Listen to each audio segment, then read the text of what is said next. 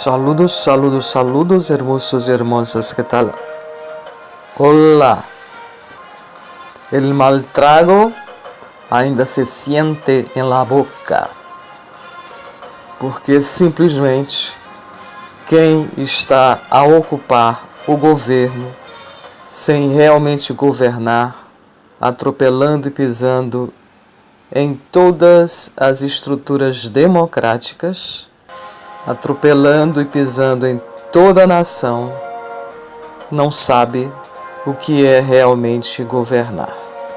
Entonces, vamos a las noticias de hoy, como siempre, estapafúrdias, ridículas, inaceitáveis.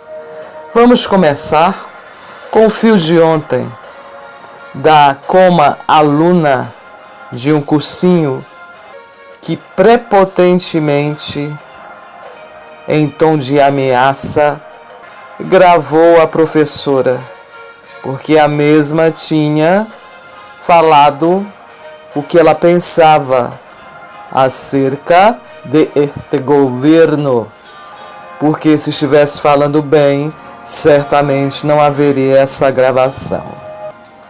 O célebre ministro da Educação, Weintraub, não apenas deu razão à estudante, que não é uma estudante comum, ela é secretária do PSL, do partido do Bolsonaro. Deu razão à mesma, disse que sim, era para que todos gravassem, inclusive gravassem pelas ruas. É a lei da mordaça. Lei não, é a imposição da mordaça. Porque o próprio presidente falou que quem não pensar como ele mantém a boca calada. Não foi assim?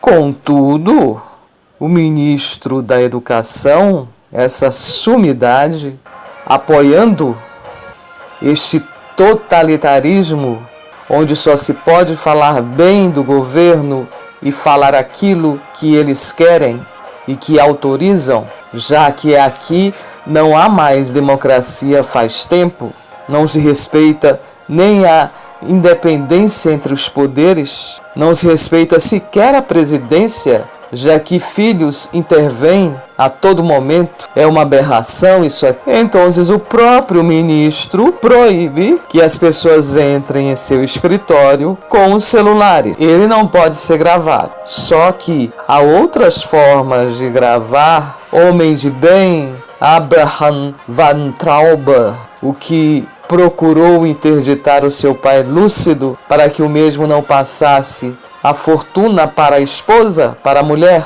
é um homem de bem. Não são apenas celulares que gravam. E por outro lado, a pessoa tem que dar autorização. E eu, em minha vida particular, não autorizo ninguém a me gravar, nem a minha voz, nem o que eu falo, nem a minha imagem e nem nada. Quem fizer isso vai estar ofendendo os meus direitos de personalidade, direitos personalíssimos, a rigidez dos direitos extrapatrimoniais. Dizem que o STF, com essa investigação acerca de utilização de perfis falsos, buscando saber de onde vem a verba que está por trás desses ataques, dessas ameaças ao Supremo, ameaças digitais, dizem que talvez eles cheguem lá nos resultados da campanha de 2018. Isto é para idiota acreditar. Isso aqui não é apenas uma milícia digital, é uma milícia nacional, é um totalitarismo. Esses poderes estão aí só a nível de fachada para tornar legal algo que é imposto boca dentro. Ou você engole ou você engole. Bolsonaro esteve com a bancada do agronegócio, a qual ele já deu muitos prejuízos, com leite, produção de laticínios, com soja, dentro do próprio mercado para com os países árabes. Mas isto não importa. O que importa, os baba-ovos foram até lá. E ele, como todo totalitarista, deu uma de popularesco e disse entre algumas coisas execráveis, inaceitáveis, que defende coma a limpa no IBAMA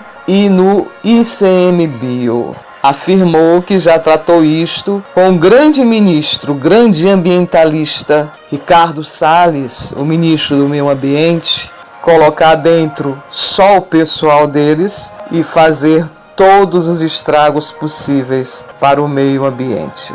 Também esse senhor que foi escolhido e eleito por Deus para ser presidente desse país, ele falou com aquele seu tom de uma criança de 6, 7 anos que está lendo um texto. Ele quer uma lei para isentar os fazendeiros que atirarem em sem terra. Acho também que dentro desse espírito tão harmonioso, cristão, justo, deva ser espalhado com toda a infraestrutura que eles têm pelas redes sociais. O valor da recompensa para cada sem terra abatido. Por exemplo, o valor de um idoso ou uma idosa, quanto o valor de uma mãe, de um pai, de um adolescente, de um jovem, de uma pessoa de meia idade, o valor de uma criança. Acho que devem começar a tratar também deste assunto, fazer uma tabela de recompensas pela morte de cada um, incluindo também os índios, os negros, os nordestinos, os miseráveis e os LGBTs. Falando em miseráveis, o MP militar pediu à Justiça Militar a libertação dos 9 militares anjinhos que dispararam 82 vezes contra o músico Evaldo Rosa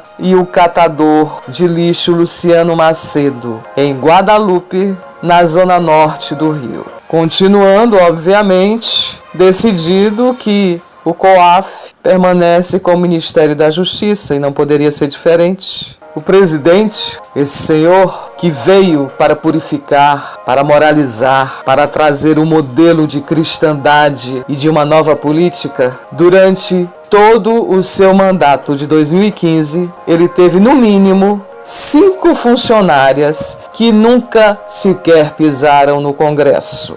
5 assessoras que sequer colocaram os pés lá. Pela base dos salários, isto nos 4 anos dá uma média de mais de R$900 mil.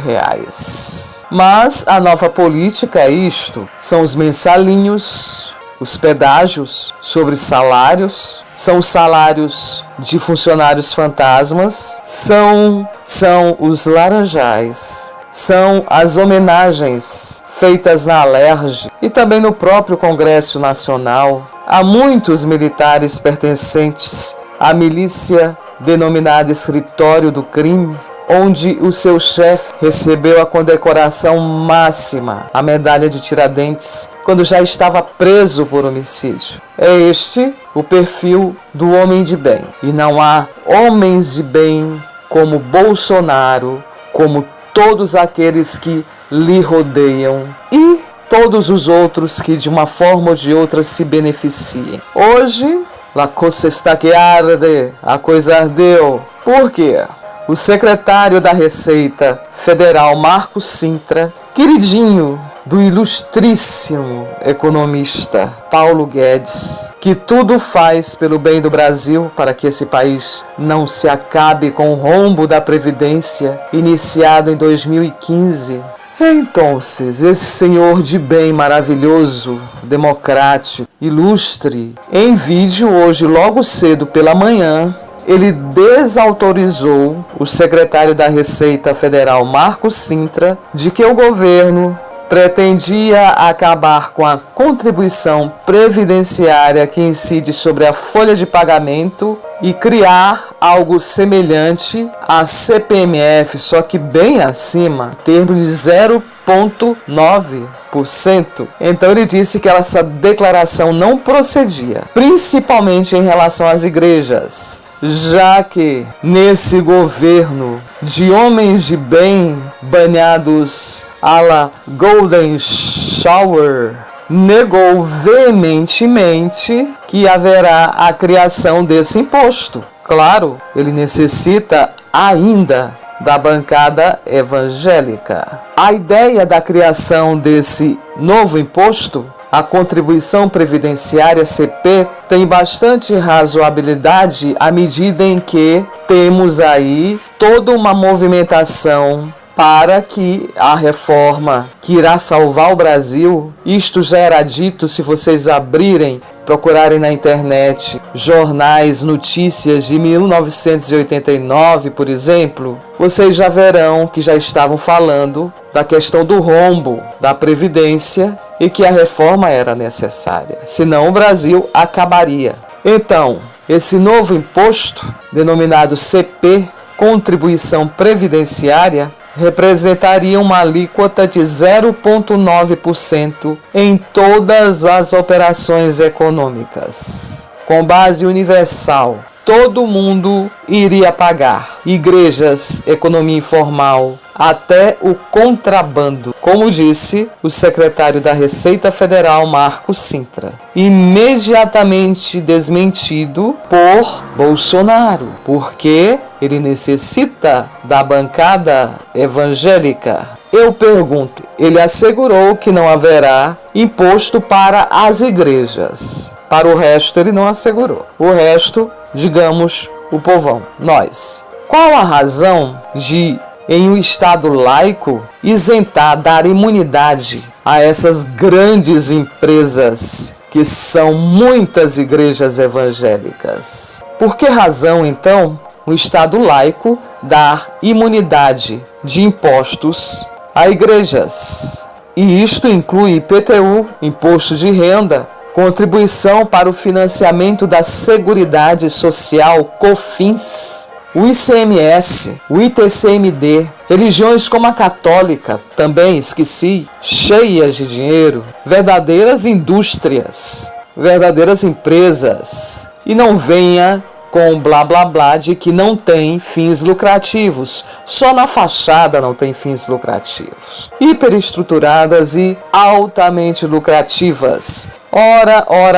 Dizem eles que não pagam impostos porque são organizações que não têm fins lucrativos e que o povo brasileiro necessita, tem um grande interesse social. O interesse é político e econômico. Por outro lado, o aposentado que ganha acima de 24 mil anualmente paga imposto, porque acima desse valor você já é rico. O trabalhador que ganha a partir de R$2.000, ele paga 7,5% de imposto de renda. Já quem recebe o teto, uma fortuna, um absurdo, a pessoa é riquíssima, paga 27,5% de imposto de renda. Ademais, mesmo contemplado pelo texto constitucional, nunca nenhum governo teve coragem e libadez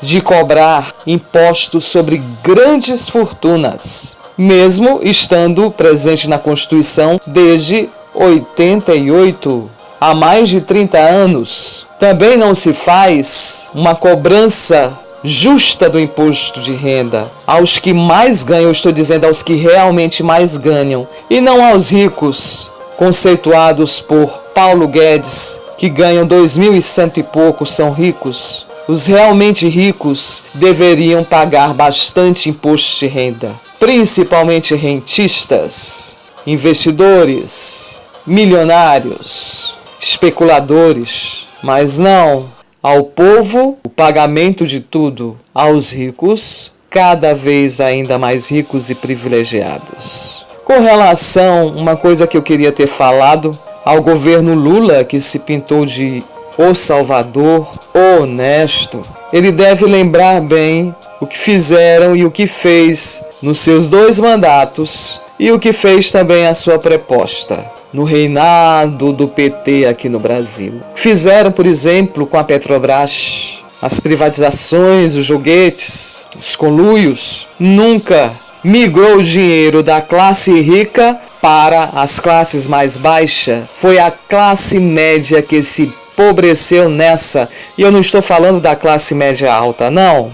Nós fomos depauperados no governo Lula. Os pobres, os miseráveis, conseguiram dinheiro do nosso suor. Tudo pra gente ficou assaz difícil, impossível. E ficará ainda pior agora com essa eu não tenho definição que está aí. Esse 3 pontinhos, reticências que está aí. Entonces esto por hoje, hermosos e hermosas. A mordaça na nossa boca. Estamos em contagem regressiva, que a censura está aí. Institucionalizada. Hasta amanhã, com novas preciosidades desses homens de bem, com suas medidas justas, conscientes, humanitárias, solidárias. Agora, vale a ver.